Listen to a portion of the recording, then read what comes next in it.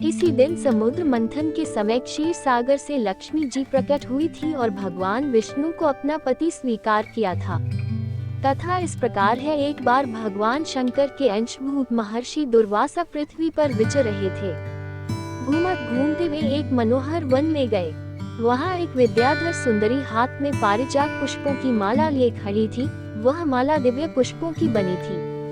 उसकी दिव्य गंध से समस्त वन प्रांत सुवासित हो रहा था। दुर्वासा ने विद्याधरी से वह मनोहर माला मांगी। विद्याधरी ने उन्हें आदर पूर्वक प्रणाम करके वह माला दे दी।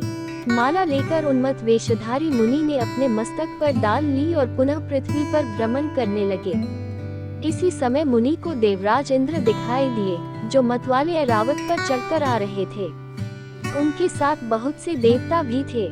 मुनि ने अपने मस्तक पर पड़ी माला उतारकर हाथ में ले ली। उसके ऊपर भौरे गुंजार कर रहे थे। जब देवराज समीप आए तो दुर्वासा ने पागलों की तरह वह माला उनके ऊपर फेंक दी। देवराज ने उसे ऐरावत के मस्तक पर डाल दिया। ऐरावत ने उसकी तीव्र गंध से आकर्षित हो सूंड से माला उतार ली और सूंघ कर पृथ्वी पर फेंक दी। ये देख दुर्वासा क्रोध से जल उठे और देवराज इंद्र से इस प्रकार बोले, अरे ओ इंद्र, ऐश्वर्य के घमंड से तेरा हृदय दूषित हो गया है। तुझ पर जड़ता छा रही है, तभी तो मेरी दी हुई माला का तूने आदर नहीं किया है। वह माला नहीं, श्री लक्ष्मी जी का धाम थी। माला लेकर तूने प्रणाम तक नहीं किया, इसलिए तेरे अधिकार में स्थित तीनों लोगों की लक्ष्मी शीघ्र ही अदृश्य हो जाएगी। ये शाप सुनकर देवराज इंद्र घबरा गए और तुरंत ही ऐरावत से उतरकर मुनि के चरणों में पड़ गए। उन्होंने दुर्वासा को प्रसन्न करने की लाख चेष्टाएं की, किंतु महर्षि टस से मस न हुए। उल्टे इंद्र को फटकार कर वहां से चल दिए। इंद्र भी ऐरावत पर सवार हो अमरावती को लौट गए। तब से तीनों लोकों की लक्ष्मी नष्ट हो गई। इस प्रकार त्रिलोकी के श्रीहीन एवं सत्वरहित हो जाने पर दानवों ने देवताओं पर चढ़ाई कर दी। देवताओं में अब उत्साह कहाँ रह गया था, सबने हार मान ली। फिर सभी देवता ब्रह्मा जी की शरण में गए। ब्रह्मा जी ने उन्हें भगवान विष्णु की शरण में जाने की सलाह दी तथा सबके साथ वे स्वयं भी क्षीर सागर के उत्तर तट पर गए। वहां पहुंचकर ब्रह्मा आदि देवताओं ने बड़ी भक्ति से भगवान विष्णु का स्तवन किया। भगवान प्रसन्न होकर देवताओं के सम्मुख प्रकट हुए। उनका अनुपम तेजस्वी मंगलमय विग्रह देखकर देवताओं ने पुनः स्तवन किया। तत्पश्चात भगवान ने उन्हें क्षीर सागर को मथने की सलाह दी और कहा, इससे अमृत प्रकट होगा। उसके पान करने से तुम सब लोग अजर अमर हो जाओगे, किंतु ये कार्य है बहुत दुष्कर, अतः तुम्हें दैत्यों को भी अपना साथी बना लेना चाहिए। मैं तो तुम्हारी सहायता करूंगा ही। भगवान की आज्ञा पाकर देवगण दैत्यों से संधि करके अमृत प्राप्ति के लिए प्रयास करने लगे। वे भांति भांति की औषधियां लाए और उन्हें क्षीर सागर में छोड़ दिया। फिर मंद्राचल पर्वत को मथानी और वासुकी नागराज को नेति रस्सी बनाकर बड़े वेग से समुद्र मंथन का कार्य आरंभ किया।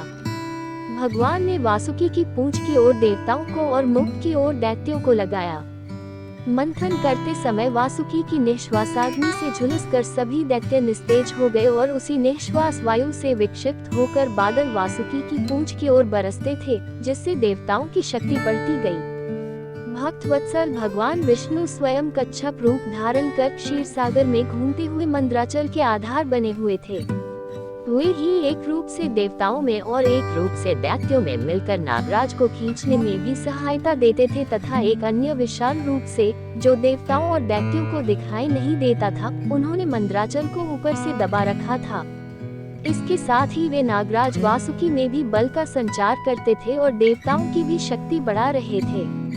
इस प्रकार मंथन करने पर क्षीर सागर से क्रमशः कामधेनु, वारुणी देवी, कल्पवृक्ष और अप्सराएं प्रकट हुईं। इसके बाद चंद्रमा निकले, जिन्हें महादेव जी ने मस्तक पर धारण किया।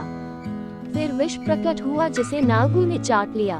तदनंतर अमृत का कलश हाथ में लिए धन्वंतरी का प्रादुर्भाव हुआ।